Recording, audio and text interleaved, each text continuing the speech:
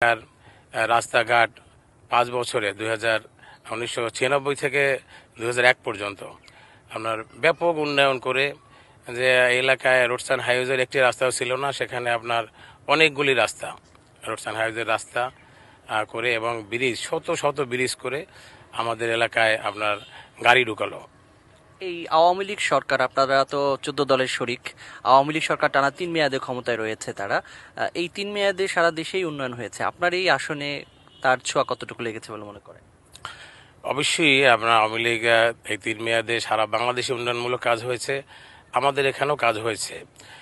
কিন্তু এটা তো আপনারা অবশ্যই বুঝেন যে একজন সিম্পল এমপি যে কাজটা করতে পারবে, তার চেয়ে একজন যোগাযোগ মন্ত্রী সে অনেক বেশি করতে পারবে।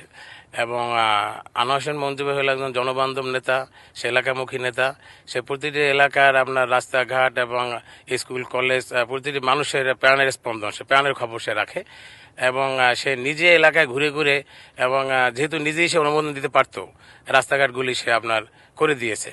কিন্তু এইটা তো আমাদের একজন এমপি, সে তো ইচ্ছে করলেও সে ওইভাবে উন্নয়নটা করতে পারবে না। আর কোন কোন বিষয়ে মনে করেন যে সেখানে সংস্কার দরকার বা আরো উন্নয়ন প্রয়োজন আপনাদের এলাকার জীবনমানের উন্নতিতে? আমাদের শিক্ষার মানটা যেভাবে আছে, তাতে আমি মনে করি যে আরও এখানে স্কুল কলেজ করার দরকার। এবং যেমন ঢাকা শহরে দেখেন আপনার খেলার মাঠ নাই, আমাদের এখানেও এখন আপনার সব কিছু